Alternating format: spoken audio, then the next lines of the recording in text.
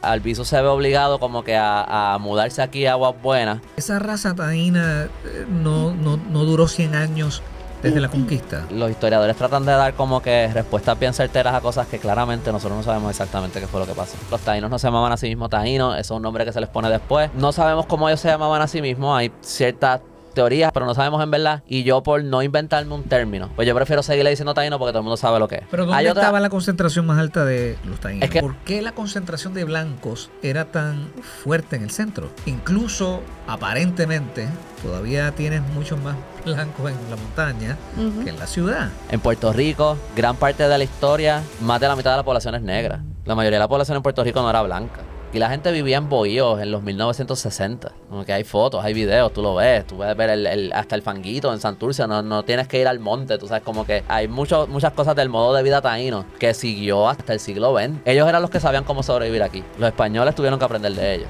Cómo viajar por la isla, qué comer, qué sembrar. ¿Cómo tú definirías ser puertorriqueño? ¿Qué rayo, qué pregunta? ¿Hay alguna historia que te hiende la paciencia cuando tú la escuchas porque la entendemos y la creemos mal? Un país que ha sido ya por cientos de años como que un eterno adolescente político. ¿Cómo será en su ejercicio de la libertad? Los políticos sí me molestan. Pienso que traicionan a sus electores y a la gente de sus partidos. Señoras y señores, bienvenidos a esta nueva edición de Expertos en Nada desde Bunker Studio. En esta ocasión el Bunker Studio número 1, o sea, el primero que hicimos aquí en Musa Morada. By the way, chequeate musamorada.com, fernanreyes.com y a este canal suscríbete, que es importante porque, pues tú sabes, la plataforma se encarga de darnos mayor visibilidad en la medida en que más gente pues se suscriba. Así es que suscríbete a este canal. Dale like al contenido, lo comentas, lo compartes y es para mí un privilegio. Hoy por fin tengo de vuelta, después de muchísimo tiempo, a Chachi. ¿Cómo estás, mami? Muy bien, muy bien. Feliz de estar aquí otra vez. Feliz estoy yo. ¿De verdad? Estaba como triste y vacío. Como Héctor Lavoe. No, cogiste rienda suelta para hablarle de lo que te daba la gana. Oye, me he vuelto un problemático político, ¿verdad? Sí, tengo que estar aquí, mira, para... Muy bien. No, pero tu belleza y tu presencia hace falta en este show. Bueno, para nosotros es un privilegio tener un amigo, o un amigo nuevo. Hace poco tiempo que hemos estado creando esta amistad con una autoridad de los temas de Puerto Rico. Directamente desde elcallito.com, señoras y señores, aquí está nuestro gran amigo Andrés Sanfeliu. ¿Cómo está, brother? Todo bien. Bienvenido. Bienvenido a Expertos en Nada. Tú sabes que estás en este estudio lo hicimos dentro de por eso se llama Bunker, dentro de una cisterna antigua de agua que le daba, ¿verdad?, de beber a las vacas. Esto era una vaquería muchísimos años atrás. Pero la gente dice que los coquíes se oyen bien fuerte. Entonces la gente que está fuera de Puerto Rico, Andrés, oye los coquíes, tú sabes que se oyen claritos. Es un defecto que tiene el estudio, ¿eh? Que pensábamos que no lo iba a tener porque esto es cemento armado. Esto es cemento armado, concreto armado. Entonces, ¿qué pasa? Pero como quiera que sea, la gente los escucha y los que están fuera de Puerto Rico les encanta que se oye. Así que cuando grabamos en la noche se escuchan los coquíes y la gente que está fuera de Puerto Rico lo disfruta un montón. ¿Cómo tú estás? Todo bien, sí. ¿Cómo te sientes? Bien, un poquito cansado, no dormí mucho anoche, pero espero que no diga muchas estupideces aquí. No, bueno, qué bueno que estás aquí con nosotros. Admiramos mucho lo que haces, en verdad, tu trabajo. No, y gracias a ustedes por la invitación. Y by the way, lo de los coquís, para mí eso no... Digo, yo entiendo por el sonido y eso, que se supone que no se escuchan. Sí. Pero en verdad no es un defecto. Aquí uno pensar que se escuchan los coquís como si eso fuera un problema. Eso es parte de Puerto Rico. Eso es... Al principio nos preocupábamos porque se supone que en un estudio, pues bueno, no se cuele ningún sonido, ¿no? Pero en este caso no pudimos insularlo, tú sabes. Sí, un poco poético. Sí, bastante pintoresco, ¿verdad? Exacto. Está chulo porque tenemos un background musical orgánico. Sí, no, y que también es poético, que no importa cuánto trates, no lo puedes bloquear. Como que el coquí sigue ahí. Definitivo. Como simbólico, así como de... Definitivo. Qué chévere. Andrés, ¿qué es lo más que tú tienes elcallito.com? ¿Qué es lo más que te impresiona de la historia de nuestra islita? Que me impresiona. Yo no sé, yo pienso que yo pienso que cualquier historia de cualquier país va a ser interesante, ¿verdad? Yo no creo que la historia de Puerto Rico sea más interesante que otra. A mí me interesa más, ¿verdad? Porque es como que con la que conecto, yo veo las cosas aquí, sé de lo que están hablando más o menos. Si yo leyera la historia de Australia, estaría probablemente súper perdido. A la que digan un nombre de un lugar o una persona, yo no voy a tener ningún contexto. Pero que me impresione así, a veces... Últimamente a veces me impresionan el esfuerzo que hicieron como que estas primeras personas que se pusieron a investigar la historia de Puerto Rico. Tú sabes, estos primeros puertorriqueños ahí, Tapia, Valdoriotti, José Julián Acosta, Betance, Segundo Ruiz Belvis, allí en España, tratando de recuperar esos primeros documentos sin nada más de hobby. Estaban allí nada más en su tiempo libre, ellos decidieron hacer eso. Y todos esos documentos como que son, como que yo creo que cuando uno ve la lista de las cosas más importantes de la historia de Puerto Rico, muchos de esos documentos más fundamentales, ellos los encontraron allí. Eso no se tenía aquí. Y después yo veo otras personas como Salvador Brau, Adolfo de Hostos, como que, y después uno puede ir, Ricardo Alegría, y uno puede seguir por ahí, obviamente, ni me sé todos los nombres de todos los que, ni me voy a acordar de todos los que sé ahora. Pero esos primeros, porque ahora, cuando yo estoy haciendo lo que yo hago, hay tanta base que se trabajó antes. Uno empezar de cero, yo ni me imagino cómo sería eso, y sin computadoras, o sea, todo a mano. Tú no estás escribiendo ahí tú estás a mano.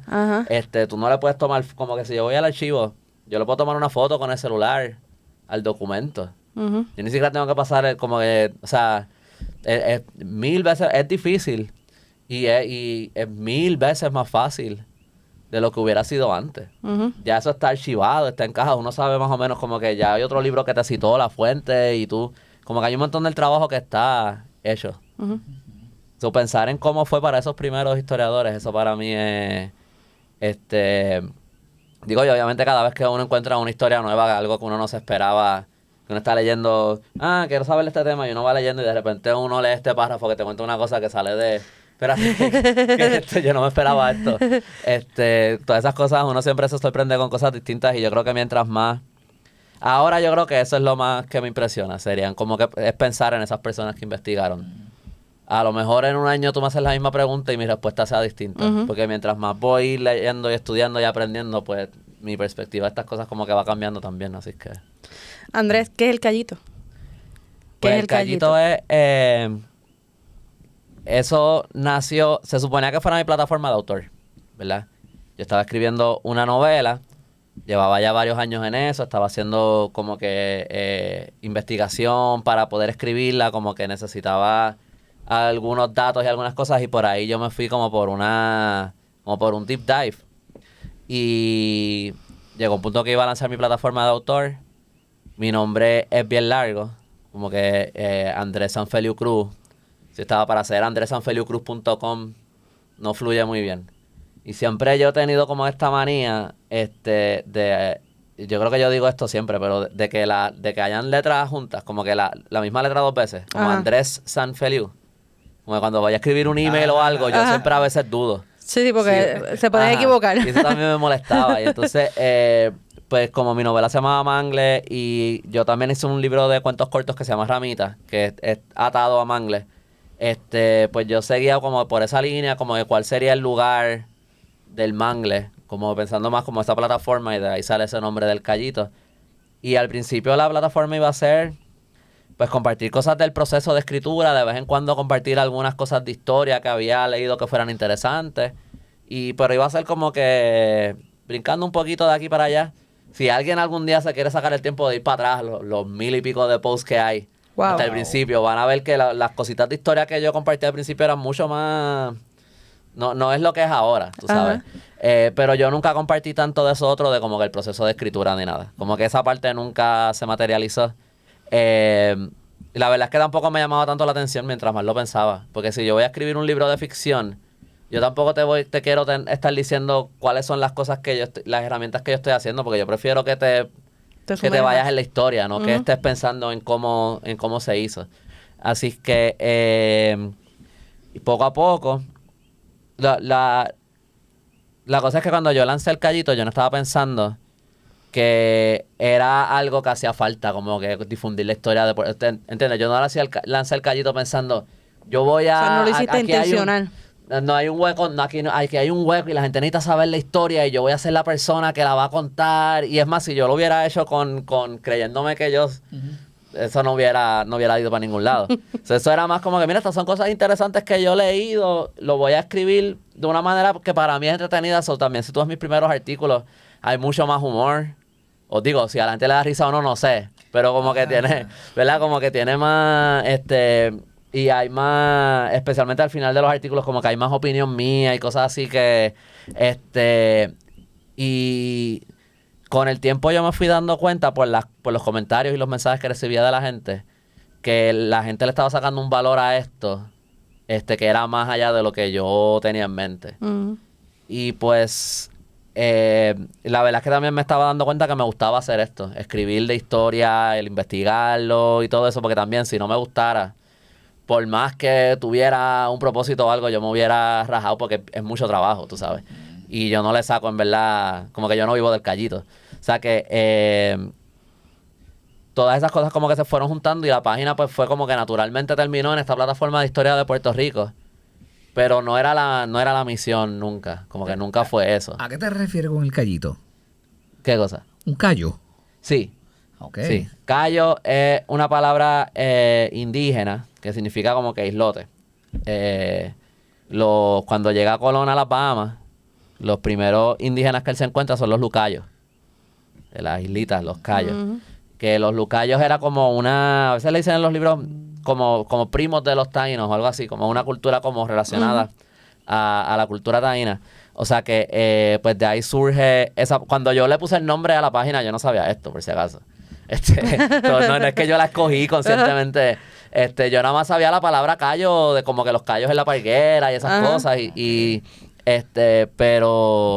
Pero sí, eso tiene como que esa raíz taína o arahuaca, la palabra. Cuando te sentaste ahí, rápidamente te dije, porque me contaste que era la primera vez probablemente que venías a Aguas Buenas. Que yo sepa, sí. Y entonces yo te dije, bueno, este pueblito tiene una historia de independentismo bastante extensa. Y rápidamente me hiciste una historia de Albizu en los años 30. ¿Qué fue lo que pasó con él aquí? Atención, ¿qué tal? ¿Cómo estás? Tengo un mensaje bien importante a continuación para ti. Atiende bien. Tú necesitas mejorar tu comodidad, tu movilidad, la calidad de tu descanso, ¿verdad que sí?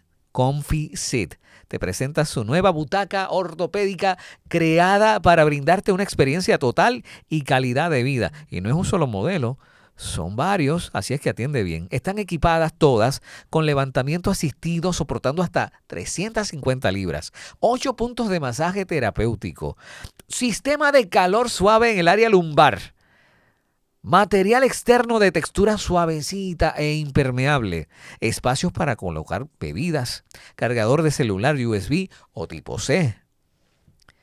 Es única en el mercado con 10 años de garantía en el 100% de la butaca. El financiamiento disponible con pagos accesibles al 0% APR. La entrega está disponible para toda la isla. Relax.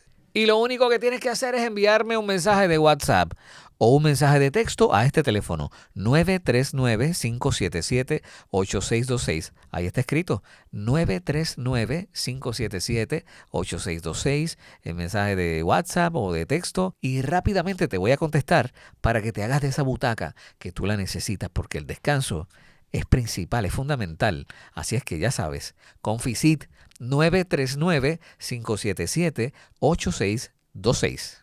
Esto, por si acaso, a veces cuando yo estoy hablando de memoria, que yo no me senté a repasarme de las notas o algo, no es como que yo lo tengo ahí todo súper, que te puedo dar todos los años y todos los datos y todos los nombres. Como cuando yo voy al programa de radio, yo me repaso las cosas, tú sabes, antes de ir. En los 30, nombran a Francis Riggs como el jefe de la policía insular. Las tensiones con los nacionalistas estaban escalando un montón. Albizu se había enterado de que habían como que como unos complots para asesinarlo. Hubo un montón distintos de complots para asesinarlo. Y camino a...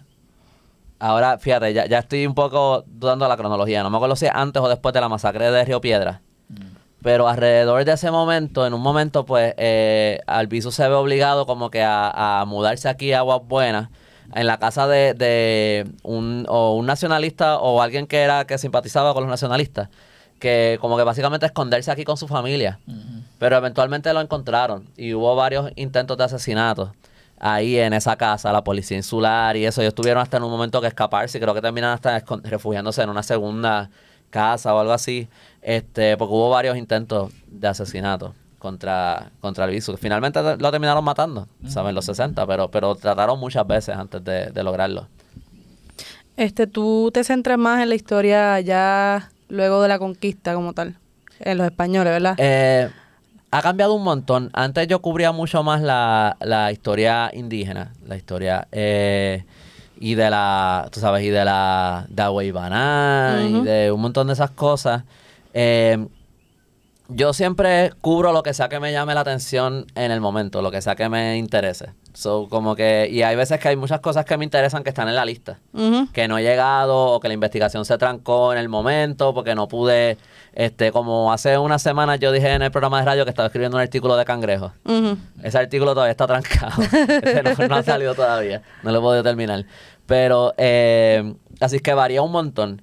Y llegó un punto donde yo dije, ¿tú sabes qué? Yo creo que yo tengo que estudiar más el siglo XIX. Y me metí mucho más ahí en el siglo XIX. A veces entro en cosas del siglo XX. Ahora mismo estoy escribiendo una que es de algo que ocurre como en el 38. O sea, que yo entro... Ya el siglo XX como que es el menos que yo creo que he tocado. Pero me gusta también entrar ahí. Y en verdad yo no diría que a lo mejor por épocas hay un enfoque. A veces por semana, a lo mejor la gente ve que a lo mejor hay par de semanas o par de meses donde a lo mejor hay muchos temas que se parecen un poco. Pero en verdad varía mucho para atrás y para adelante con el tema indígena. Llegó un punto que como que hay cosas como estudios, como artículos y cosas de arqueólogos y ese tipo de cosas. Que a veces son un poquito más densas, a veces son un poquito más difíciles de conseguir también y de saber qué es lo que más al día está y qué es lo que está de consenso y eso. Y llegó un punto donde eso se me empezó a sentir como que a lo mejor lo debía poner en pausa por un momento, esos temas, y después volver a retomarlos más tarde. Porque pues me empecé a dar cuenta como que fíjate que aquí hay muchas más cosas que debería explorar. Y pues, pero en algún momento volveré a eso y a los temas de la conquista, porque a mí me gustan. A mí me gustan todos esos temas. De hecho, yo creo que son de las cosas que más me llaman de la atención. Son esos temas de la rebelión indígena y los piratas y esas cosas. Eso es lo más que... Y las insurrecciones y las revoluciones. Esas cosas son de las más que a mí me llaman la atención. Esa raza taína no duró 100 años desde la conquista. Albizu se ve obligado como que a mudarse aquí a Aguas Buenas. Albizu se ve obligado como que a mudarse aquí a Aguas Buenas. Yo pienso que los historiadores tratan de dar como que respuestas bien certeras a cosas que claramente nosotros no sabemos exactamente qué fue lo que pasó. Nosotros no sabemos de que sobrevivieron. Por cuánto sobrevivieron y eso yo no sé. Nosotros no sabemos cuántos taínos habían aquí. Que, by the way, por si acaso alguien está escuchando y lo está gritando a las cámaras, yo sé, los taínos no se llamaban a sí mismos taínos. Eso es un nombre que se les pone después. Pero... no sabemos cómo ellos se llamaban a sí mismos. Hay ciertas teorías, hay ciertas documentaciones que indican ciertas cosas, pero no sabemos en verdad. Y yo, por no inventarme un término o usar un término indígena, para mí es muy amplio. Puede significar de cualquier lugar, hay muchos otros términos así. Pues yo prefiero seguirle diciendo taíno porque todo el mundo sabe lo que es, ¿verdad? Nosotros no sabemos cuántos taínos habían en Puerto Rico al momento de la conquista. No se hizo un censo, no tenemos ese conteo. Bartolomé de las Casas dijo que había 600,000. Casi todo el mundo dice que ese número no... Yo creo que nadie toma ese número en serio. ¿Porque es muy grande o porque es muy pequeño? Muy grande. Muy grande. Son los números que yo he visto rondan entre como creo que 60,000 lo más bajito hasta como a lo mejor 150,000 como mucho. Ponle como 100,000 por poner un número, pero en verdad ese es como el número que yo le pongo en mi mente, pero en verdad no sabemos. Y no sabemos cuántos murieron por las epidemias, ni nada de eso. El estimado que yo vi es que murió como 1/3 de la población a raíz de una epidemia de viruela. Eso es sin contar, que yo creo que esta es la parte que muchas veces la gente ignora. ¿Cuántos murieron por la explotación laboral por el sistema de encomiendas y esclavitud, verdad? ¿Cuántos se fueron para las Islas Vírgenes y se refugiaron allí? ¿Cuántos se escaparon al monte? Nosotros no tenemos esos conteos. Sí sabemos que habían estas indieras. En Maricao había unas indieras, en el Toa había una indiera también. Yo creo que hubo otras, pero esas son las que yo sé. Que eran estos poblados indígenas, ¿verdad? Ya después de que los liberan de las encomiendas, hay unos documentos que dicen como a finales, como ya más tarde en el siglo XVI, que no quedaba ninguno. Yo me sospecho porque hay otras cosas que como que contradicen eso. Que en verdad ellos se refieren a que no quedaba ninguno esclavizado o encomendado, no que no quedaba ninguno en la isla. Esa teoría, ¿verdad? Opinión mía, no sé.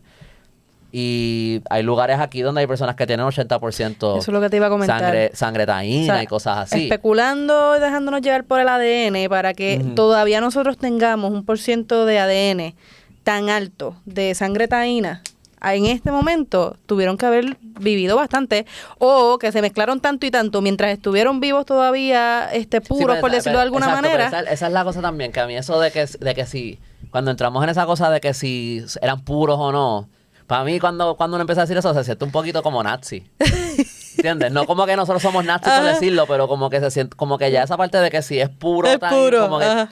¿qué significa eso? Sí, en pero verdad? para Como mí, que- para mí, que no- ¿entiendes? para mí es como que, ok, todavía no se había mezclado ni con el español ni con el negro. Ahí. Exacto, pero ahí yo creo que hasta eso, esa parte no la vamos a poder saber muy bien. Pero ¿dónde Hay otra- estaba la concentración más alta de los taínos? Es que lo que pasa es que los españoles no los contaban en los censos, los ponían, como que ellos no tenían una parte, en Puerto Rico, en otros lugares, en Puerto Rico ellos no tenían en los censos mestizos, ¿verdad? Como que ellos llega un punto que ellos no están contando esos números y no te dicen dónde están ni nada, ¿verdad? Eso no está documentado, ¿entiendes? A finales del siglo XVIII se hacen unos censos donde los cuentan, como en los 1770 y algo, 80 o 90 y algo, no me acuerdo por ahí. Hay como 2 censos donde dicen que habían como 2.000 indios en Puerto Rico. En el 1778. 1778 o no sé, 1790, algo así. Y después llega un punto que en los censos los empiezan a contar, parece como pardos, que pardo es otra palabra para mulato.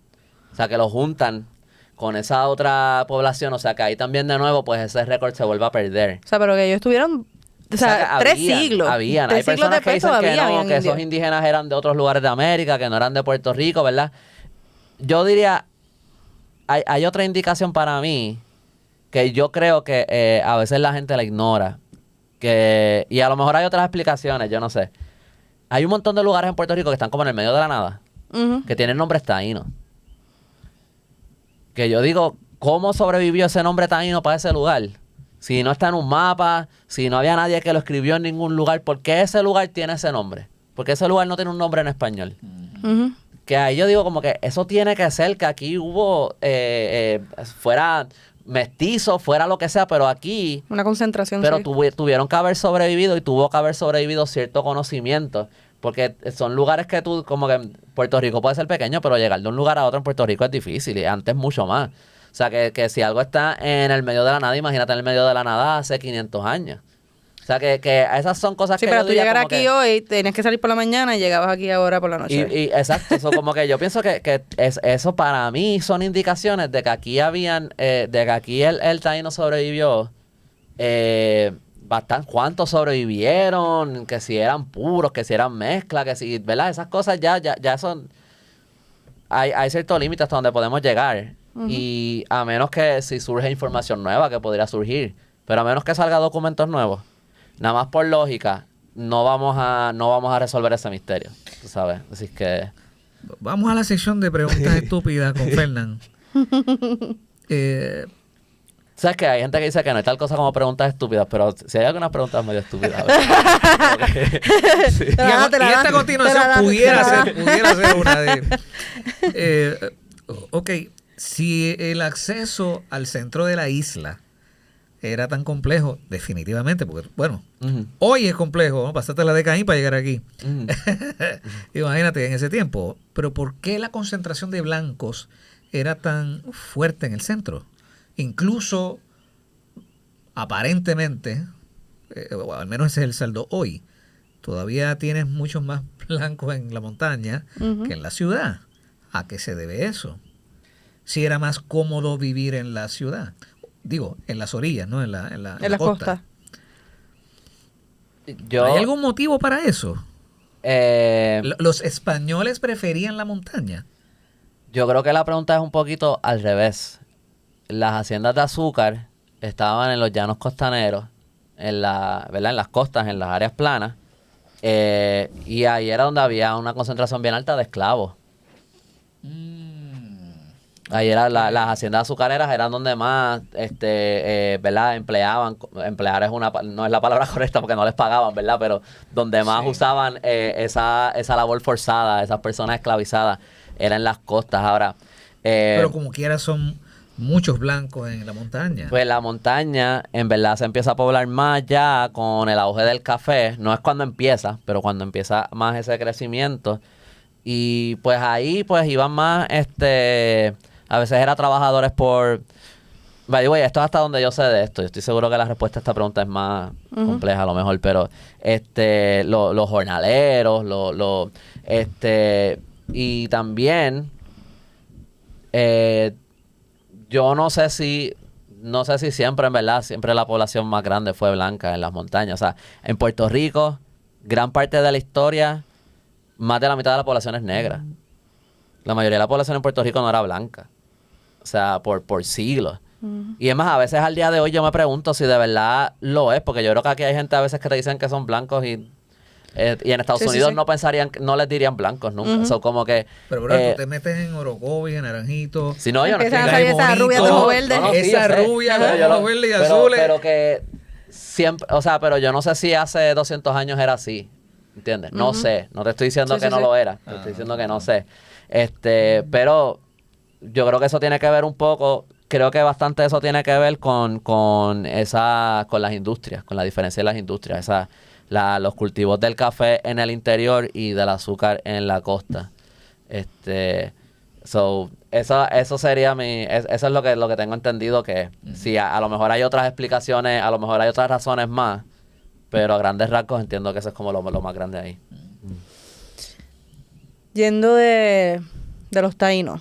O sea, de la historia que no conocemos de los taínos, que se perdió. O sea, ¿de qué manera uno puede pensar o creer que nuestra historia hoy fuera aún más diferente si ellos hubiesen logrado sobrevivir más tiempo? O sea, realmente, si no hubiésemos perdido toda esa historia, toda esa cultura taína, ¿cuánto realmente nuestra cultura de hoy cambiaría? Porque hoy todavía perdura pues mucho la cultura negra en cuestión de lo musical. Lo cultural. Lo cultural, sí. Yo adivinaría que hay más cosas de la cultura taína que sobrevive de lo que a lo mejor nosotros sabemos que vamos a saber nunca, ¿verdad? Y hay veces a veces yo pienso que eso está... Todo lo que uno pueda saber que podamos aprender y averiguar, brutal. No es que estoy en contra de aprender, ¿verdad? Pero a veces yo pienso que también hay algo cool de esas cosas que no sabemos, como que de esos como misterios históricos de Puerto Rico, de dónde viene tal palabra, de dónde viene esta cosa y qué sé yo. Que hay algunas cosas que es como que el hecho de que no podamos explicar esas cosas, que es inexplicable, pero nosotros lo entendemos, que también como que le da algo como a esa puertorriqueñidad, ¿verdad?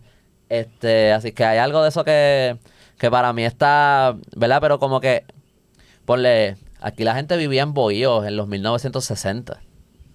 Como que hay fotos, hay videos, tú lo ves, tú puedes ver hasta el fanguito en Santurce, no tienes que ir al monte, tú sabes, como que hay muchas cosas del modo de vida taíno que siguió hasta el siglo XX. O sea, hay cosas de cómo ellos vivían que se seguía adaptando a este ambiente, especialmente, ¿verdad? Si tú no tenías los recursos para construir una casa de piedra o lo que fuera.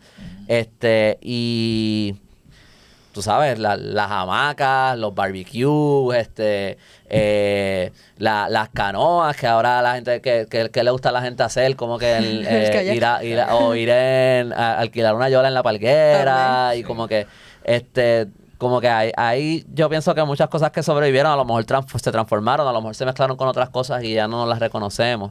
Pero influencia dejaron. Obviamente, si hubieran sobrevivido al día de hoy, esa cultura, Más que la raza o lo que fuera. Si esa cultura como era hubiera sobrevivido, aunque fuera más o menos, pues sí, obviamente el mundo, Puerto Rico sería diferente. Tendríamos acceso a información que no tenemos ahora. Entenderíamos cosas que no entendemos ahora. Pero sí, yo creo que heredamos más de ellos de lo que nunca vamos a saber. Y ellos perdón. No, está bien. Ellos eran los que sabían cómo sobrevivir aquí. Ujú. Los españoles tuvieron que aprender de ellos. Cómo viajar por la isla, qué comer, qué sembrar. Ujú. Todo eso, dónde estaba la bahía, dónde podían construir un pueblo. Todo eso ellos lo aprendieron de los taínos. Ellos eran los que dicen hasta que las casas a 2 aguas, los techos a 2 aguas en Puerto Rico, de esas casonas viejas y eso viene de los bohíos.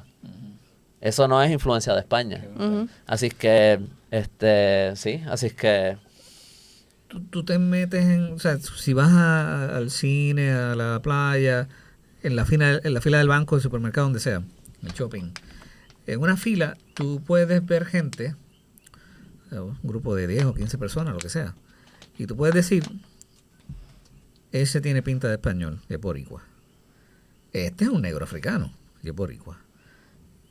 Este es un indio o es una india. Hay gente que tiene unas facciones que son, presumo yo que así lucía el taíno, ¿no? Tiene unas facciones como, ¿verdad? Taína, lo que entendemos que es taíno. Y un cuarto que tú dices, bueno, este es boricua. Este está más mezclado que... Exacto. Ahí ya no Tú queda nada. tienes esas 4 cosas en una oficina, tú sabes. Y entiendo que en muchos otros países no es así tan marcada las diferencias, ¿no? Yo creo que es más extremo. Porque, por ¿Más ejemplo, marcado? más marcado, porque cuando tú vas a Guatemala, tú te ves a un blanco alto, literalmente, o sea, tú lo ves y es conquistador, un español. Y de momento tú ves a un indígena de 4 pies y medio haciendo la misma fila. Pero no te pasa lo mismo en España. No, porque en España yo creo que perduró muchísimo más lo que es la raza. Bueno, pero si vas al sur de España también está bastante mezclado con lo que es, con los moros. bueno, pero mira las novelas mexicanas, cómo se ve la gente en las novelas mexicanas. O sea, sí, no, como es verdad. En La otros mezcla. países esa diferencia de clase se marca también como que en las Ajá. razas.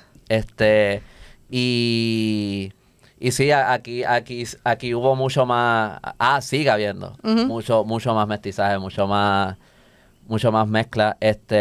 Y también aquí yo pienso que algo que tiene Puerto Rico tiende a ser bien acogedor cuando viene gente de otros países en general. En otros países yo no creo que eso es tan común. Sí. No quiero decir que es único, pero yo no creo que es tan común que en otros países la gente sea tan abierta a cuando llegan inmigrantes. A recibirlos. Tú sabes, a lo mejor alguien, estoy seguro que hay gente que lo ve en las noticias, llegaron en una yola, qué sé yo, y alguien se escandaliza, pero a la que se mudan al lado tuyo, como que la gente Son tiende panas. a hacer, y Son todo el mundo, panas y lo y se ayudan, ayudan, que aquí la gente tiende a ser así, que son más abiertas. So, yo creo que esas diferencias no sé,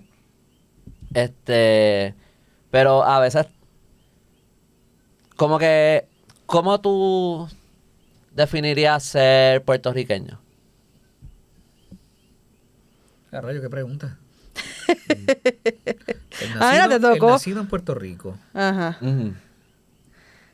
Y como que, ¿verdad? Como que no, o sea, el punto, por si acaso, el punto no es ponerte on the spot o cuestionarte ni nada. No, pero es interesante. Me volviste loco, sí. Le volaste la cabeza. Digo, un puertorriqueño es un nacido en esta isla de Puerto Rico. Sin ¿no? importar de dónde, o sea, de descendiente, de qué. Sin importar de dónde sea. Por ejemplo, Hermes Croato Sí. es puertorriqueño. Su papá era italiano. Sí. Ah, No, y bueno. el papá también. Por eso el papá era italiano. Y Tony también. Por- No. Y Tony era también puertorriqueño. Y no nació aquí. Lo parieron equivocadamente en Italia. Lo pasearon por Argentina, pero es de aquí. Pues, entonces no necesariamente es que nació aquí. No, bueno, no. Como que esa No, es pero la- sí.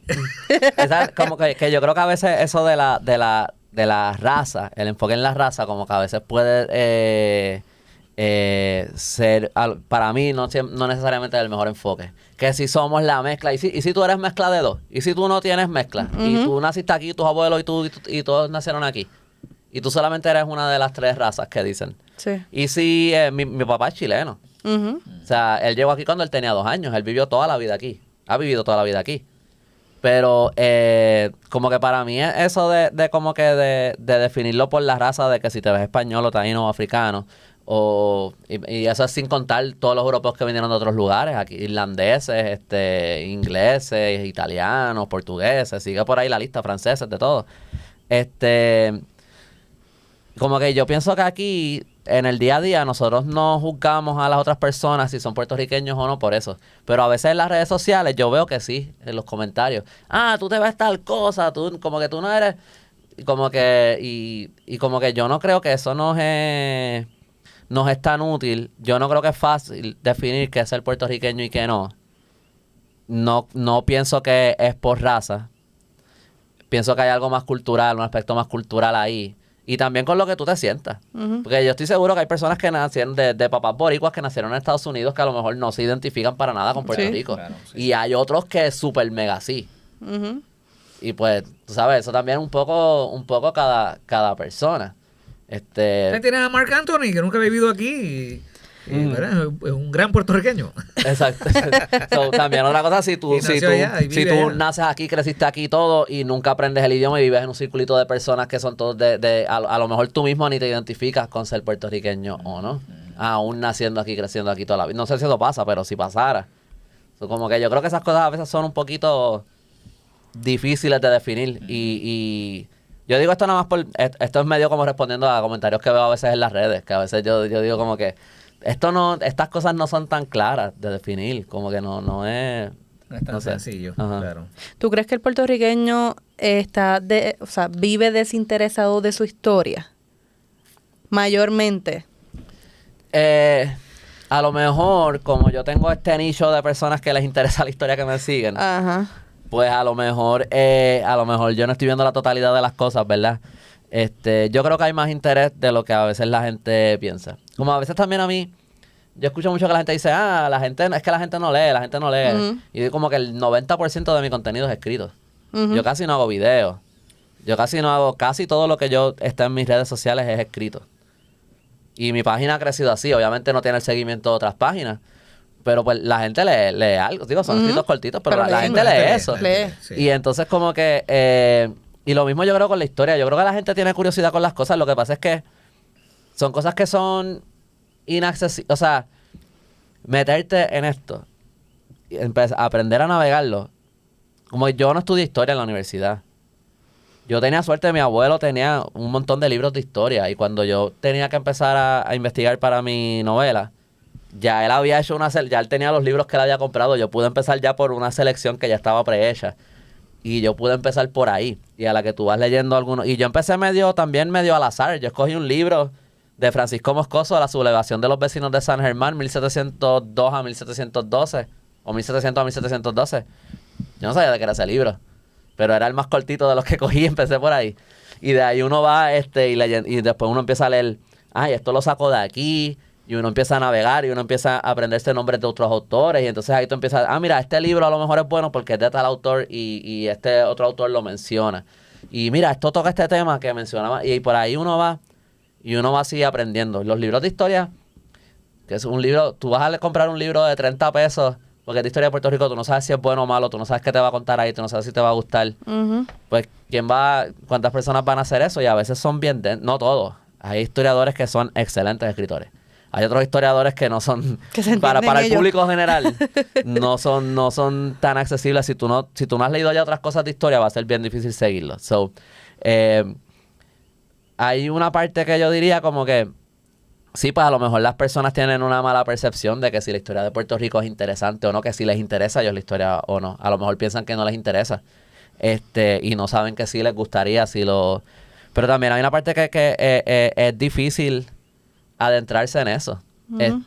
Y hay veces que yo no creo que es todo la disponibilidad. Porque hay veces que, mira, a lo mejor tú puedes ser el mega historiador más brutal del mundo y tienes el podcast y toda la cosa y tú vas, pero por la razón que sea, como que a lo mejor de la manera que tú lo comunicas no captura llegas. tanto la atención de las Ujú. personas o algo. A veces eso también tiene que ver, como que de la manera que yo lo veo, lo que yo sé que estoy hablando un montón. No, Esto es porque tranquilo, es para esto, Muy bien, es para esto. No he dormido y entonces hablo más. Yo trato de verlo un poco como que lo que yo estoy escribiendo, aun si yo me la estoy tratando de cogerlo todo bien en serio y eso, y no es que estoy tratando de hacerlo como que el chiste o algo así, como que esto no es como que un podcast como que hablando con Jovín o algo así, como que estoy tratando ¿sabes? de cogerlo en serio, pero como que yo lo sigo viendo un poco como que esto es algo que la gente está viendo en su tiempo libre porque escogen verlo.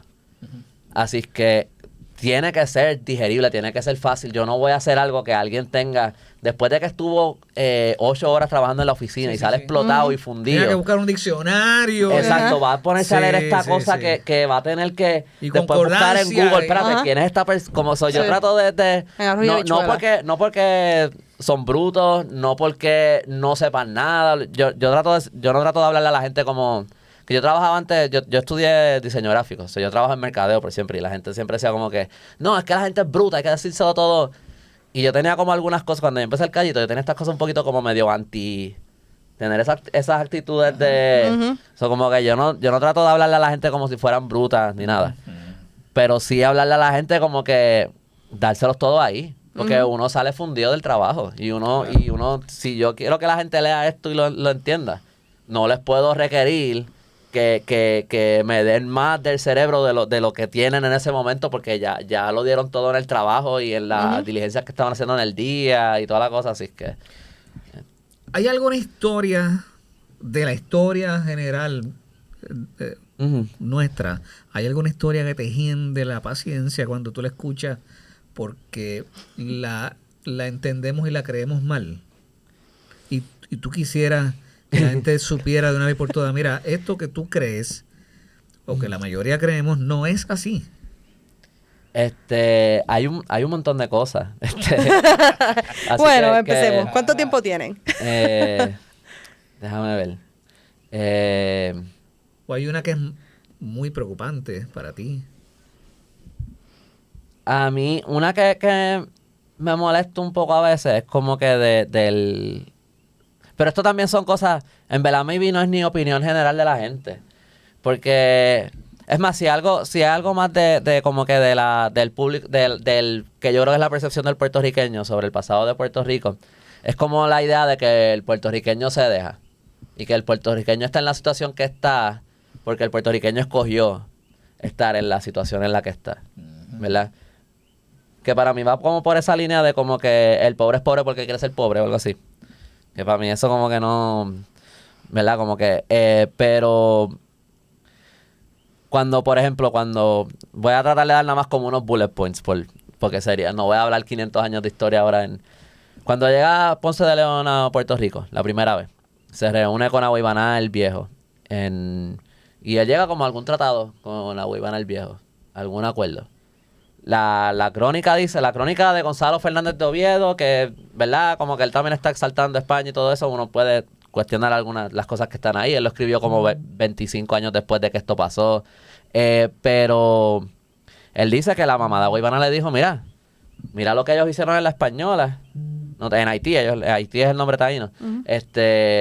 No te busques una guerra con ellos porque o sea que esto fue como un acuerdo que se hizo bajo amenaza, ¿verdad? O sea, no necesariamente Juan Ponce de León le dijo yo te voy a matar si tú no me haces caso, pero como hay como una amenaza como implícita ahí, ¿verdad? Encima de eso no sabemos cuál fue el acuerdo que se hizo. Eso, porque no necesariamente es como que, ok, pues ahora tú estás a cargo de toda la isla de Puerto Rico.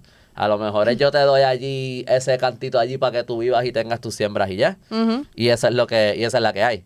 O sea que en verdad nosotros no sabemos qué es lo que hubo ahí.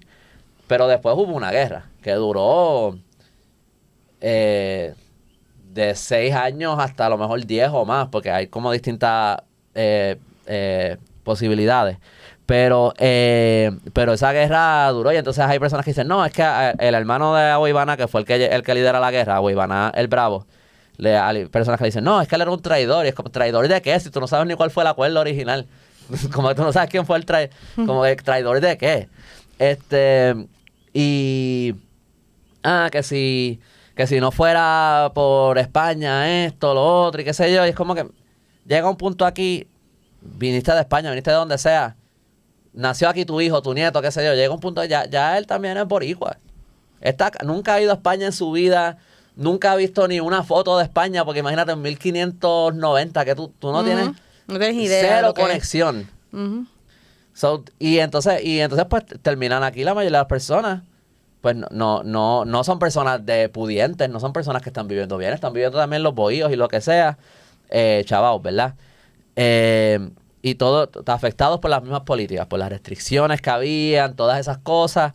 El contrabando, se metían todos en contrabando para echar para adelante. Miguel Enríquez, que lo hablamos de él en el programa de radio, que llegó a ser el hombre más rico del Caribe a pesar de todas esas restricciones mercantiles, siendo mulato, hijo de una esclava liberta, hasta que dejó de ser útil para España y entonces lo tiraron a los lobos, ¿verdad? Y lo volvieron seguíamos como que a la merced de eso. Imagínate si Miguel Enríquez, que mira, el tipo era corrupto, tenía esclavos, tampoco vamos a idealizarlo ni qué sé yo, pero imagínate si a él no lo hubieran tumbado. Imagínate como que esas generaciones de esa familia hasta el día de hoy. El generational wealth que se hubiera creado. Maybe hubiera sido horrible, maybe no hubiera sido bueno, ¿verdad? Maybe tendríamos aquí que bregar con un Mark Zuckerberg, una cosa así, pero lo tumbaron. Y entonces cuando tú ves todas las veces que se logró algo, que se luchó por algo, el grito del Ares, que también a veces lo tratan de minimizar diciendo como que no, es que esos eran unos extranjeros. Betances no era extranjero. Él fue él fue como que la cabeza de todo eso. Él estaba exiliado, él no pudo llegar aquí a tiempo. Los hermanos Rojas, su papá era puertorriqueño, ellos nacieron en Venezuela, habían venido a Puerto Rico cuando eran pequeños a veces, después se terminaron mudando aquí. Muchos de los que participaron eran puertorriqueños. Tú sabes que si uno que otro de los líderes no eran puertorriqueños, y entonces tratar de decir que eso fue una cosa extranjera, como que eso no es como maneras de como minimizar cada vez que alguien trató algo, intentó algo. Y eso llega al día de hoy. Hay veces que yo veo como que personas que dicen, no, es que Puerto Rico no es una colonia porque Puerto Rico votó por el ELA.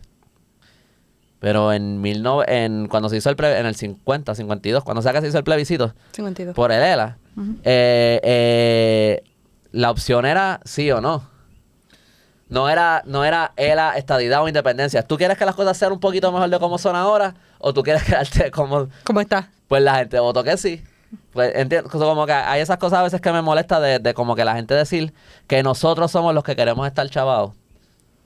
Es como que para mí la historia no te demuestra eso. Para mí la historia lo que te demuestra es que hemos tratado de todas las maneras posibles, sea... Esto es lo que hay que hacer por ahora para ver a dónde... Pues vamos. Y otros más momentos donde la gente dice, no, vamos a luchar. Pero como que seguimos... Lo que tú estás diciendo, yo te estoy entendiendo perfectamente bien. Pero tu mensaje entre líneas es que el espíritu de libertad del puertorriqueño siempre estuvo vivo y todavía sigue vivo, pero fuerzas externas lo han impedido. Hay algo de eso. Yo diría que... ¿cómo lo digo? Mira, yo soy independentista, ¿verdad? Sí. Mi página, yo no trato de empujar ningún estatus ni nada, ni decirle a nadie qué pensar, ni qué hacer, ni nada. No es el punto de la página, no quiero que ese sea el punto de la página. Y a mí me alegra cuando yo escucho que hay, por ejemplo, que alguien que me dice, yo soy estadista, pero me encanta tu página. Que yo digo, no le tienes que poner el pero. Ajá. Me alegra que te encante mi página. No, sí. no. Como que esa página es para todo el mundo, ¿verdad? Digo, si te gusta, ¿verdad? Si la odias, pues no me tienes que seguir ni nada. Pero, como que no estoy tratando de empujar ese mensaje Pero con la página, pero... me parece súper interesante, aunque no sea tu fin. Uh-huh. Sí, yo creo que sí, como que mi visión, pues, obviamente mis intereses en los temas sí, yo creo que eso está ahí, pero más allá que eso, porque a veces han sido mismos puertorriqueños, la gente rica puertorriqueña, porque, fíjate, hay algo que un poquito más... La gente bien rica por siglos, y esto yo creo que es así en otros países. La gente más rica siempre va a querer el status quo. Porque así es como ellos se hicieron ricos, así es como ellos mantienen su riqueza. Si acaso quieren más, como que menos restricciones para ellos hacer más dinero todavía. Pero más allá de eso, ellos, a veces esas mismas personas son los que han actuado en contra de los intereses del resto de los puertorriqueños, ¿verdad? Pero esa es otra conversación. Pero lo que quería decir es que más allá de que si es por la libertad o no, yo sí creo que el puertorriqueño siempre ha querido echar para adelante y estar bien. Y ha tratado de todas las maneras, algunos lo han logrado, otros no. Pero de lograr cambios más sistémicos que de verdad duraderos. Porque yo creo que han habido algunas cosas aquí y allá que se han logrado en algunos momentos que más o menos tuvieron cierto éxito, pero después también se echaron para atrás. Pero a grandes rasgos, en verdad, eso no se ha logrado. Y yo creo que llega un punto donde, en verdad, pues sí, porque nosotros estamos a la merced de lo que digan estos otros imperios, ¿verdad? Porque al final del día, si ellos les dan un arranque y deciden que quieren eliminar tal cosa o que quieren imponer tal cosa, pues nosotros estamos pillados a estamos como que sujetos a esas decisiones. O sea, nosotros somos como que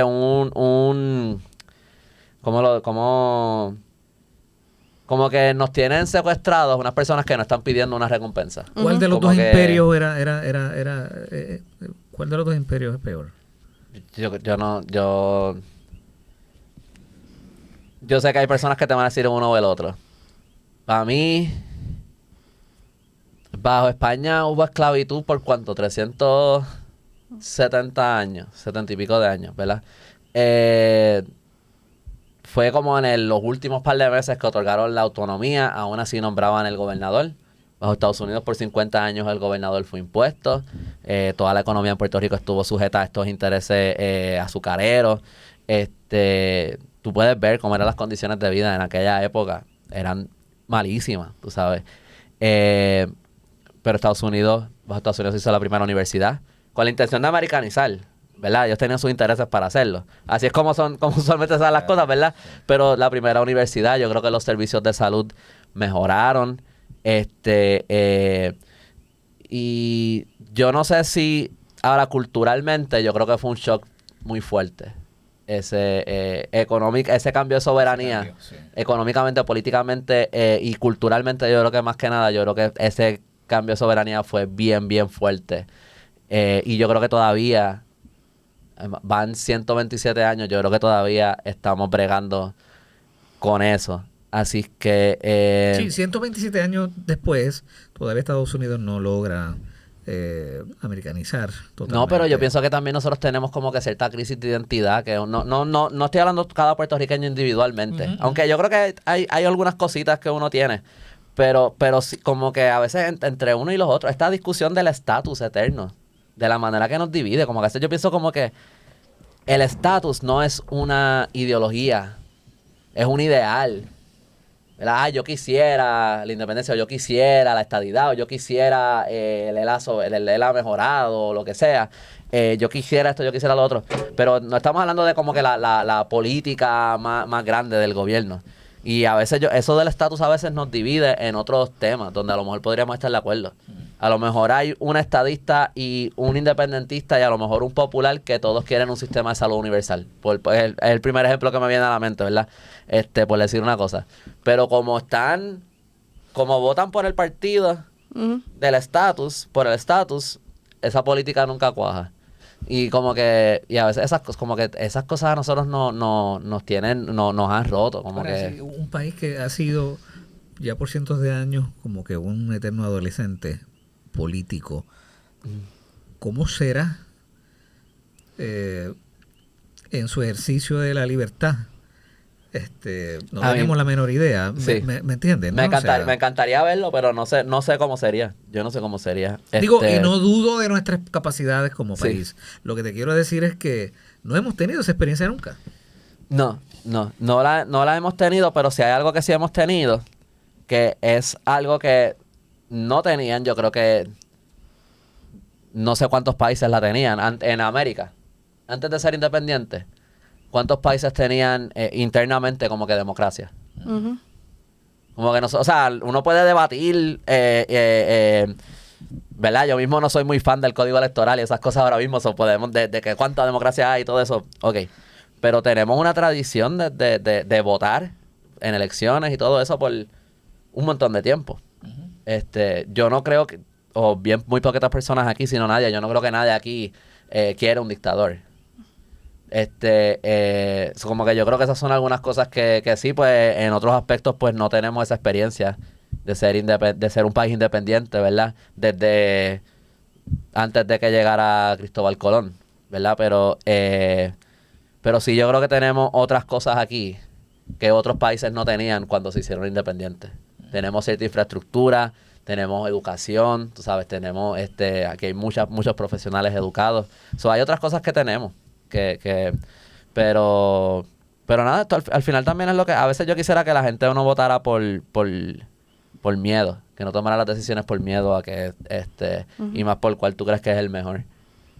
Pero sí, no sé. No, brutal, interesantísimo. Sí, ¿no? Sí. Aparte de que, pues, ¿verdad? No sé, estoy aquí especulando. En Latinoamérica creo que sería el primer país que se haría libre en el siglo XXI. Me imagino que sí. Entiendo yo que Bueno, a sí. menos que alguna de las Islas Vírgenes se independicen antes, todavía quedan algunas otras. Bueno, Latinoamérica tú dices, no Latinoamérica, América, sí, perdón. Sí. ¿Verdad? Si hablan inglés no son Latinoamérica. Sería, sí. Yo creo Sí. que seríamos el... O sea, que sería una realidad que incluso en el mismo globo latinoamericano, por decirlo de alguna manera, sería algo nuevo. También. Sería algo nuevo. También. Yo me acuerdo hace unos años que Barbados ya era un país independiente, pero yo creo que Algo de la reina. Tenían todavía algo de la reina. Ajá, que lo rompieron. Lo rompieron también, ya. Como Pero eso fue hace unos pasó. años nada más. Sí, Pero ya ellos sí, eran sí. independientes. Era que... Exacto, no cambió el estatus. Ajá. Bueno, a lo mejor cambió algo, no sé si es que dejaron de ser como que una autonomía inglesa o algo así como Canadá, Ajá. ¿verdad? Que reconoce al rey de Inglaterra. Sí. Pero sí, me imagino que sí, que seríamos el primero del siglo XXI. O el último de Latinoamérica. Sí. El primero del siglo XXI suena más optimista, ¿verdad? Sí. Suena más positivo. ¿No te gusta la idea de la libertad dentro del contexto americano? Yo no creo que nos... ¿O yo no creo que nos ayudaría. no reconoces esa libertad? No, a mí no me convence. Si eso fuera lo que, ¿verdad? A través de un proceso legítimo y todo. Porque esto para cualquier estatus, que más vale que el proceso que se lleva a cabo ¿verdad? Sea legítimo y justo. Y pues se escoge el estatus que sea, pues mira, pues si ese es el que es, pues ese es el que es, ¿verdad? Y entonces uno brega dentro de eso. Yo pienso que si fuéramos Estado, lo más a lo que podríamos aspirar es adelantar los intereses de los demócratas o los republicanos en el Congreso. Y no de verdad poder como que atender los problemas locales de Puerto Rico. Ujú. Tanto. Sí, los estados tienen sus issues locales y eso también, pero esa es una queja allí todo el tiempo, las decisiones del gobierno federal y cómo los afecta a ellos. Nosotros tenemos más población que otros países y qué sé yo, seguimos siendo un lugar bastante pequeño. No tenemos la capacidad financiera que tiene un New York, un California o algo así. Nosotros no vamos en verdad a estar inclinando la balanza a favor de nosotros. Así que yo creo que políticamente no en verdad nos va a mantener igual de pillados, poniendo a un lado consideraciones culturales o lo que sea. Pero y aparte de eso,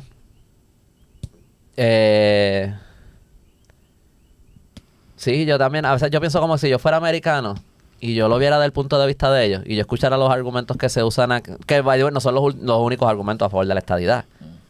Pero los que yo siempre escucho, los que más se dicen es ciudadanía americana y fondos federales. No es que si yo fuera americano yo estaría, esta gente lo que quieren son mis chavos. Ujú. O sea, son los chavos de nosotros. Eso es lo que ellos quieren. Que también, yo no sé cuánto ese argumento funciona fuera de Puerto Rico, de verdad, para adelantar la estadidad. Pero nada, yo a veces quisiera que pudiéramos tener más en los medios y eso, más conversaciones de verdad sobre nada más. No hay que estar de acuerdo. Pero si la conversación va a ser, tú eres independentista, tú eres comunista, Fidel Castro, Maduro, Nicaragua, ahí no hay una conversación. ¿Sabes? Eso no es... así no se puede tener un diálogo de los méritos o no de cada cosa. Y eso, en verdad eso no lleva mucho. Siendo tu papá chileno, ¿no te ha dado curiosidad por estudiar la historia de Chile? Me da curiosidad, sí. Yo no sé mucho de Chile. Pero como lo que dije ahora, lo que dije al principio, de como que estudiar la historia de Australia, que estaría súper perdido. Sí, sí. Se siente un poquito así. Yo nunca he ido a Chile. He conocido uno que otro familiar que ha venido a visitar. Pero no, en verdad yo no conozco ese lado de la familia. Y yo primero me encantaría ir a Chile, que nunca he podido ir. Y sí, yo tengo algunos libros me acuerdo una vez que yo fui a una actividad que hicieron en Ponce, era como no me acuerdo el nombre, pero era como de lo de Pinochet y Allende y esas cosas. Era como una conmemoración. Y estaba hablando Carlos Weber.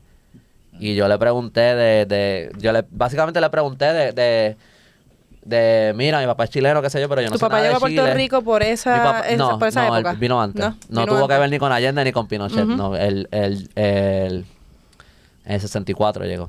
Sí. Pero que yo le pregunté eso, como que libros de historia me recomiendas. Y había otro chileno también que era como el anfitrión, que vive aquí en Puerto Rico también. Y ellos me recomendaron unos libros y los tengo, pero en verdad no me los he leído todavía. Pero eso está ahí. En algún momento le meteré a eso. ¿Tú sientes como independentista que figuras como René Pérez y Bad Bunny adelantan esta causa política? Yo pienso que sí. Algo que yo pienso que es importante que ellos han hecho, más allá de que si te gusta o no cómo se expresa cada uno de ellos, especialmente yo sé que Residente a veces a la gente le molesta, y hay veces que yo soy súper fan de él, no quiero sonar como hater, pero hay veces que yo puedo entender algunas cosas que él dice, que yo pienso como que si yo no estuviera de acuerdo con lo que le está diciendo, a mí esto me estaría mal. O sea, así que yo puedo entender algunas de esas cosas, pero yo pienso que algo que ellos dos hicieron, Residente primero, o sea, no el primero en la historia, pero de ellos dos el primero y después Bad Bunny, es que yo creo que hicieron que la gente se sintiera un poco más cómoda, a lo mejor hablando de ciertas cosas que antes no se sentían tan cómodas hablando. Como que cuando Residente empezó con, qué sé yo, querido FBI, esas cosas, y como que un poquito, como que nada más que él se atreviera a decir esas cosas. No es que si él cambió mentes o nada, pero que a lo mejor uno dijera, fíjate, si él se atreva, uno a lo mejor está bien hablar de esto, a lo mejor uno puede hablar de esto. Hasta antes de eso, y ni siquiera de estatus, porque esa es como que a veces es demasiado el estatus. Y yo estoy de acuerdo que hay cosas que no se pueden, como que yo pienso que eso es importante. Pero yo me acuerdo antes de eso, una canción, porque yo no sé nada de la política de Vico, sí, pero yo me acuerdo cuando él sacó Desahogo, que eso estaba bien pegado en la radio, y está como que, ¿cómo eso? Yo no sabía, yo estaba en high school. O sea, no es como que yo conozco la historia de la música. Pero cuando yo escuché esa canción, yo estaba como que, uno puede decir cosas así en la radio. Interesante. Como que yo creo que esas cosas son importantes nada más si nada más, a lo mejor en hacer que la gente a lo mejor se pueda sentir más cómoda en expresar cómo ellos ven las cosas. Si están de acuerdo o no, pero a lo mejor en hablar de las cosas. ¿Y tú crees que eso fue una influencia importante en el crecimiento del voto independentista o no lo llevas hasta allá? No tengo idea. No tengo idea. Sí, yo pienso que más que eso, yo creo que es el descontento con la situación actual. O sea, independientemente de Bad Bunny. Yo pienso que sí, el apoyo por la independencia ha crecido. Y yo creo que ellos son un reflejo de la mentalidad de muchas personas. No estoy hablando que sea de todo el mundo o lo que sea, pero yo creo que ellos son el reflejo de cómo se sienten muchas personas. Que yo creo que eso es algo que siempre en el arte uno va a ver eso, ¿verdad? Y yo creo que hemos visto yo me gradué en el 2007 de la escuela superior. Así que yo soy esa generación que vio la recesión del 2008 de Estados Unidos. Aquí hubo la recesión, en verdad empezó antes, ¿verdad? Nosotros hemos visto ese deterioro. Nosotros crecimos mi generación es la que creció con la ilusión de que tú vas a la universidad y te gradúas y tienes el trabajo y todo va. Y te casas y compras el carro y compras la ajá, casa. Nosotros fuimos de esa ilusión a rápido, ¡pum! Eso ya no existe. Eso se fue. Y yo creo que también vemos que el ELA yo creo que llegó hasta donde iba a llegar. O por lo menos el partido que lo defiende no ha hecho nada para seguirlo defendiendo. Ujú. La estadidad, yo no creo que haya interés en Estados Unidos, y los políticos aquí que defienden la estadidad no están haciendo nada real para adelantar la causa. En verdad. Eso no tiene que ver con la persona, el puertorriqueño que sea estadista. Los políticos, yo pienso que sabotean la estadidad. En verdad. Y, para el status quo precisamente, ¿no? Exacto. Y dentro de, pues si uno empieza a ver y uno dice, fíjate, a lo mejor la independencia me tiene sentido. Y yo creo que a lo mejor por ahí, yo creo que a lo mejor sí hay una posibilidad de llegar a algo, llegar a un acuerdo con Estados Unidos, porque tampoco es irse a guerra con Estados Unidos ni odiarlo. Pues tiene cierto sentido. Si nosotros podemos decidir por nosotros sin estar a la merced de ellos, pues yo creo que para mí eso, y yo creo que el mensaje de personas como Dalmau, yo creo que calaron con muchas personas, ¿verdad? Pero eso soy yo adivinando, yo no hice un estudio, yo no sé. También a veces yo hablo con personas que me dicen que son estadistas, pero siempre me dicen, en un mundo ideal Puerto Rico sería independiente. Ujú. Y a veces yo pienso como que, no es que yo pienso que esa persona es independentista, yo le creo, ¿verdad? Pero también así pienso, ¿por qué no aspiramos a ese Mundo al ideal. mundo ideal? ¿Por qué quedarnos en el... ¿Por qué Yo creo aspirar que al compromiso todos, así? yo creo que todos tienen dentro de sí esa añoranza de ser independiente. Yo creo que todo va hasta el más PNP o el más estadista posible. Pero que pues ellos encuentran sus razones, sea políticas o sean económicas o sean qué sé yo, para entonces considerar que la estadidad es lo que realmente es el progreso. Pero yo creo que sí, yo creo que todos tienen una añoranza de un Puerto Rico libre, porque yo creo que eso, si tú te sientes puertorriqueño, pues de alguna manera u otra tú quieres eso. Yo pienso que sí. Yo pienso... yo creo que sí, que muchas personas tienen ese... Pero en verdad... de nuevo... Yo... voy a ser puertorriqueño... No importa si Puerto Rico es estado o no. Uh-huh. Y... que si culturalmente y eso que le pasa a Puerto Rico si es estado, pues esas sí son cosas que a mí me preocuparían, ¿verdad? Que Puerto Rico, que el puertorriqueño desaparezca. Eso es algo que a mí me... ¿verdad? Pensar en eso como que me pone triste, pero yo no voy a dejar de ser puertorriqueño, de querer a Puerto Rico o de querer de la manera que yo pueda aportar a Puerto Rico nada más porque Puerto Rico sea estado. Y yo puedo entender, yo de verdad puedo entender las posturas de los estadistas y las posturas de los populares y hasta cierto punto, ¿verdad? Uh-huh. Yo pienso, no es que yo pienso que son una loquera de postura, pero sí, lo que sí a veces no, a mí no me frustran las personas que tengan esos puntos de vista, ni me molestan, ni tengo nada contra de ellos y puedo hablar con todo el mundo. Los políticos sí me molestan. Pienso que traicionan a sus electores y a la gente de sus partidos. Y pero eso... ¿Tú nunca te has puesto a pensar que uno de los enemigos más grandes de la puertorriqueñidad es la tasa de natalidad? O sea, somos nosotros mismos que nos estamos acabando porque no parimos nada. O sea, cada vez nacen menos puertorriqueños. Matemáticamente vamos rumbo a la extinción por voluntad propia, en ese sentido, ¿no? Y tenemos un récord, de hecho, de baja natalidad, que yo creo que lideramos por mucho a muchos países del mundo. No somos los segundos. Entiendo que somos los segundos. Somos los segundos. ¿Te has puesto a pensar en eso? Pues no sé Sí. si, digo, y esto lo traigo a la mesa no tan solo para ti, porque yo yo tengo 50 años ya, pero ustedes más o menos son contemporáneos. Es que la pobre se casó con un viejo. Pero entiendo que la generación de ustedes no tiene en consideración ese detalle. Bueno, ¿O sí? una cosa es querer casarse y tener hijos y otra cosa es poder financieramente hacerlo, ¿verdad? Por eso, pero entonces no va a haber país. Pero no hay, pero si no hay oportunidades, no, ¿entiendes? Como que yo creo que un poquito a la inversa la ecuación, ¿entiendes? Yo creo que no a nosotros nos dejaron ahí como que nos tiraron al vacío y después ahora esperan que hagamos un montón de cosas. Yo ahora mismo tengo 3 trabajos, más hago el callito. Y a mí no me... Yo estoy Sí. tight, ¿entiendes? Yo estoy arrancado. Sí, la cosa está dura. Conseguir una casa, pensar en todas esas cosas. O sea, yo como que a mí me encantaría ya casarme con mi novia. Pero, Pero la cosa está dura y hay que exacto. Y entonces, y ahora cada persona tendrá su historia. Ahí yo puedo hablar más por mí. Sí. Pero en los 30, creo que fue, este es el señor Chardon, él hizo el plan Chardon.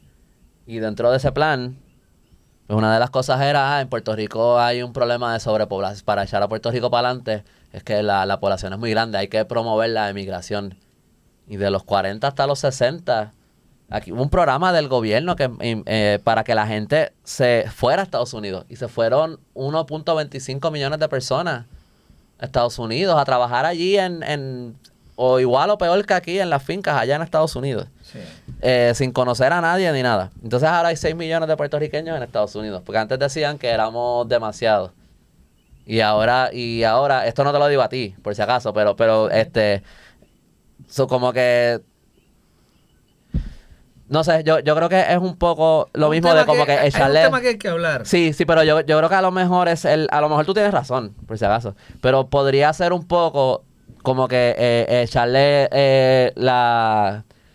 como poner la responsabilidad donde no es. Y no creo que necesariamente que la población esté fluctuando ahora mismo significa que el puertorriqueño va a desaparecer o algo así. Yo creo que esas son cosas que pueden pasar, pero hay que ver, ¿verdad? Yo no sé. Pero sí, pero también otro punto de eso, ¿cómo es que la población de Puerto Rico sigue reduciéndose y los precios de las propiedades siguen subiendo? Bueno, porque no estamos pariendo boricuas, estamos pariendo americanos. ¿Ves?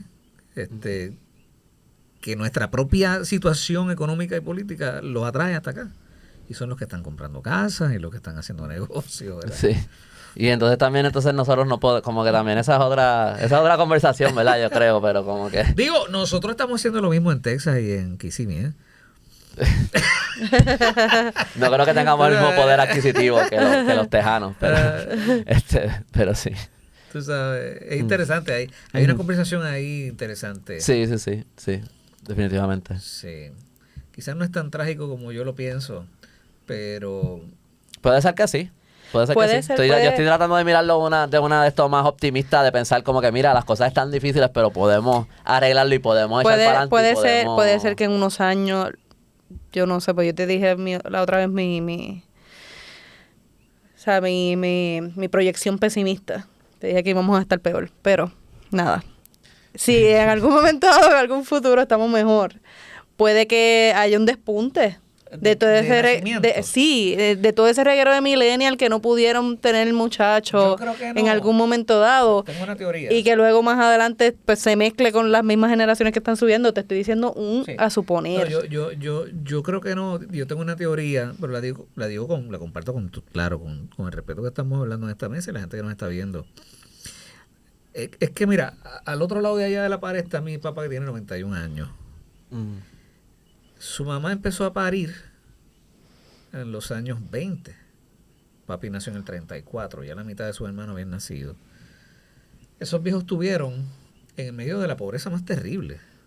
La Gran Depresión. Sí, 13 hermanos. Esa gente nunca pensó, esto está malo, tengamos uno. ¿Entiendes lo que te digo? Sí. Entonces, la generación que tiene iPhone, carro, internet, edificios, dólares, trabajo, buenos o malos, dice, esto está tan malo que no se puede tener uno. Bueno, Fernán, pero eso ha ido creciendo. Pero yo Eso ha creo ido que- creciendo yo creo porque que- los 80 o 90, no, en los 70, desde los 70 era, no, 2 nenes, el nene y la nena, y ya, porque es que ya son demasiados. Son demasiados porque nosotros Pues si en los 70 querían 2 porque eran demasiados. No, tienes toda la razón porque fuimos nosotros mismos, me incluyo, los que creamos esa idea de que pero es que es una idea totalmente, ¿cómo se llama eso? Capitalista. Es que para yo poder seguir teniendo mi guagua y mi iPhone y Tengo que poder parir ir menos. todos los weekends al cine, probablemente tengo que evitar tener un hijo. ¿Me entiendes lo que te estoy diciendo? O sea, Pero- el pensamiento de mis abuelos no era ese, porque no había nada. El pensamiento era, hay que tener familia porque hay que arar la tierra y hay que meterle gente Hay que a parir este país. trabajadores. Yo pienso que ¿Entiendes? no, puedo hablar por mí, no sé otras personas. Yo no tengo casi gastos de si tú ves mi carro, tiene el techo despintado, o sea, yo no, esta camisa tiene yo creo que como 6, 8 años, yo no sé, esta camisa es bien vieja. Y yo me la he puesto ya antes para el programa de radio un par de veces. So como que yo no tengo muchos gastos, pero el costo de vida, la compra, la No, luz, no, ¿entiendes? sí, Eso como sí. que Ciertísimo. yo no, que si acaso a lo mejor las prioridades han cambiado un poco. Es más, mi celular, si lo miras, este celular no es nuevo, tú sabes. Como que como que yo creo que a lo mejor las prioridades han cambiado un poco. Yo también creo que el costo de vida era mucho más bajo en los 30. Sin duda alguna. Era Era más, pero no tenían nada que comprar. O sea, papi dice que Ujú. comían de lo que caía, de lo que Pero también había. fue una vida difícil, yo me imagino, para esos 13, Ujú. para esos Claro. 13 Claro, años. claro. Que también yo creo que eso es algo que a lo mejor uno ve ahora y uno dice, sí, yo quiero tener hijos, pero yo no quiero que Sí, sufran sí. como en la Gran Pero, Depresión. claro, pero que no vivan así. que no Como sufran. que Pero había un sentido probablemente de esperanza. Algo parece que, digo yo estoy especulando, ¿no? Parece ser que esos viejos, a pesar del Puerto Rico tan difícil que tenían, algo les hacía sentir o pensar o imaginar o fantasear. O sea, o simplemente la esperanza de un puertorriqueño en los años 20 o 30, que algo les decía. En esa esperanza, dale para adelante porque esto va a cambiar. Y probablemente estamos en una temporada en que lo que se cree es lo que tú acabas de decir. Sí, claro. Yo no creo que esto va a mejorar. No. O sea, esa es mi Y predicción esa gente no se principal. equivocó. Esa gente parieron 13 muchachos y Y construyeron mejoró. un mejor Puerto Rico. Sí, Claro. pero también antes, no sé si en los 30 todavía la gente tenía esa mentalidad, pero a lo mejor eran cosas que venían de antes y todavía estaban ahí. Antes era bueno tener muchos hijos porque tú necesitabas que trabajaran en la finca contigo. Claro. Sin duda, sí. Y también como en el siglo XIX la tasa de mortandad entre los niños era tan alta, Ujú. pues tenían muchos hijos, no necesariamente todos sobrevivían, pero tú necesitabas como que esa ayuda y esas cosas, o sea que el cálculo era distinto. Todavía me imagino que para finales del siglo XIX, así que yo no sé si para los 30 la mentalidad era la misma, a lo mejor no. Pero yo sé que eso era un factor en siglos pasados. Qué así interesante que- esta conversación, ¿verdad que sí? Sí. Aquí hace falta tal vez un antropólogo, ¿no? Sí. O algo así. Pero uno puede ponerse más creativo cuando no está el antropólogo y decir cosas Déjalo allá. nadie te va a decir que estás mal porque... El antropólogo no debe estar viendo y decir esto. Sí, sí. No, pues, si se llama expertos en nada y yo en verdad yo me incluyo ahí también. Ay, Así que brutal, eso brutal, es- brutal, sí. yo no puedo decir como que yo sé ninguna de estas cosas. Estas son opiniones. A la ¿verdad? nueva generación yo no estoy acusando de nada malo, tú sabes. No, no. Pero sí es interesante intentar meterse en la cabeza de esa gente de 50, 60, 80, 90 años atrás, ¿verdad? Sí, mira, también pasa que antes la gente vivía más rápido. Se casaban bien jóvenes, empezaban a parir bien jóvenes, o sea, las nenas empezaban a parir a los 15, 16 años que se casaban. Se casaron, se enamoraron, se fueron, se la llevó para casa el marido. Pero tú empiezas a parir a los 15, 16 años, ¿cuánto tiempo tú tienes para parir por ahí para abajo? Hasta los 40 años para parir uno detrás del otro, ¿ves? ¿Qué pasa? Ahora, pues, si una muchacha se va a casa a los 18 años, pues se frustró la vida. ¿Me entiendes? No, tú no disfrutaste tu juventud, tú no estudiaste, tú no, ¿me Eso fue lo entiendes? que se Eso fue enseñó. lo que se enseñó. Sí, sí. Entonces, pues cuando tú vienes a ver, pues esa muchacha que no se casó a los 18, terminó estudiando un bachillerato 4 o 5 años más, ya tiene 23. Ujú. Por fin se puede comprar un carro, si es que se lo puede comprar. Se enamora, pero la cosa, pues cuando llega a los 27, 28 años y llega en el siglo, o sea, en el 2020, por ejemplo, pues la cosa está tan mala que ¿quién quiere entonces? ¿Quién puede comprarse una casa? Pues así se siguen acumulando las cosas. No me puedo comprar la casa, no puedo... A esta edad mi mamá llevaba 10 años pagando la casa.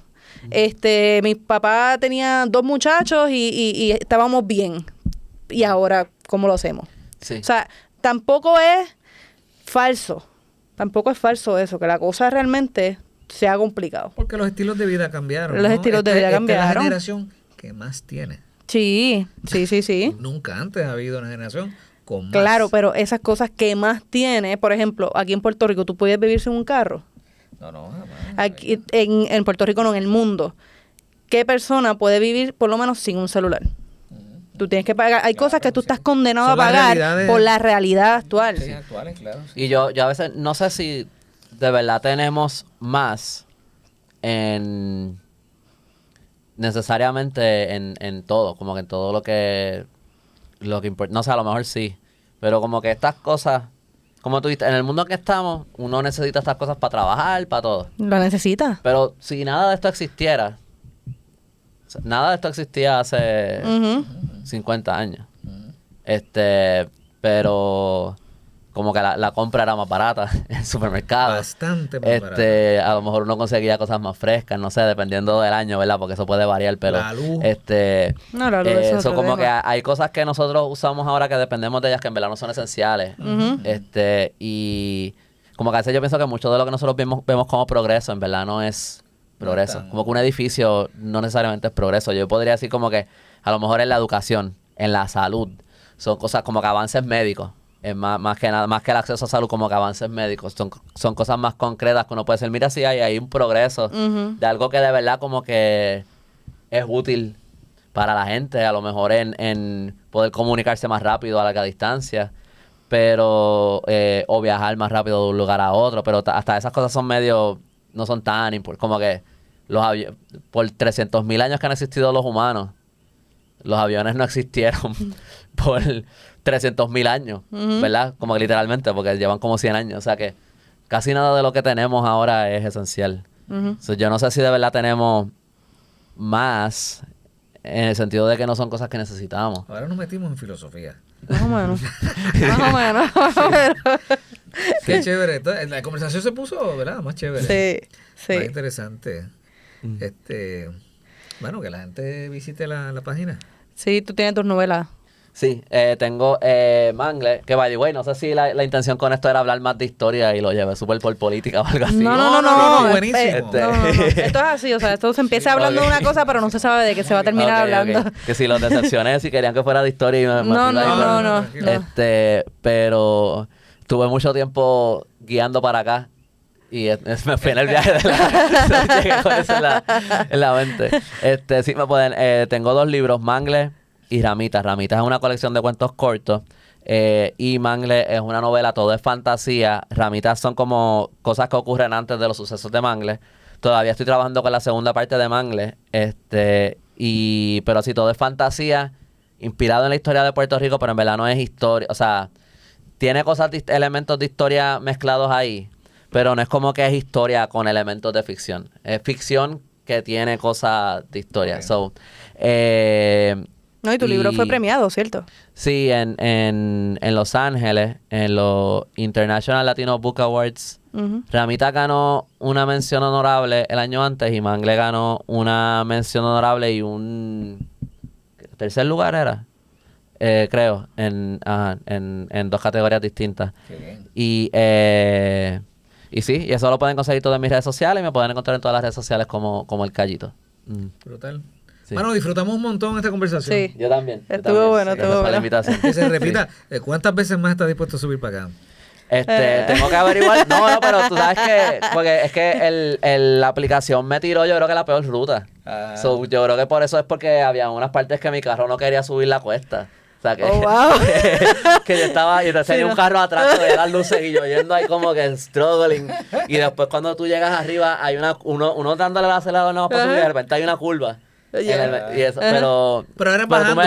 me dijiste que hay una manera más fácil. Sí, hay una forma más fácil. Yo creo que Sí, el mapa me tiró una ruta bien loca. Te envío Sí, por sí. la ruta más corta. Sí. Muchas veces nosotros tomamos esa ruta cuando tenemos ganas de llegar ya a la casa. Ajá. No importa lo difícil que sea la ruta, siempre la cogemos porque es más Sí, porque corta. aquí hay Sí. dos tipos de rutas. La mala y la más mala.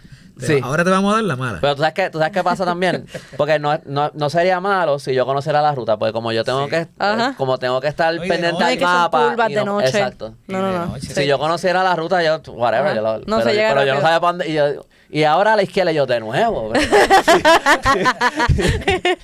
Sí, porque te trago. Y Andrés así dando vueltas y digo, Brother, gracias por este ratito, de verdad que sí. No, gracias a ustedes, gracias a Visiten ustedes. el Callito en las redes sociales. Y elcallito.com. Icayito.com, sí. Sí. Para que se repita, de verdad. Sí. Gracias. Está bueno. Dale.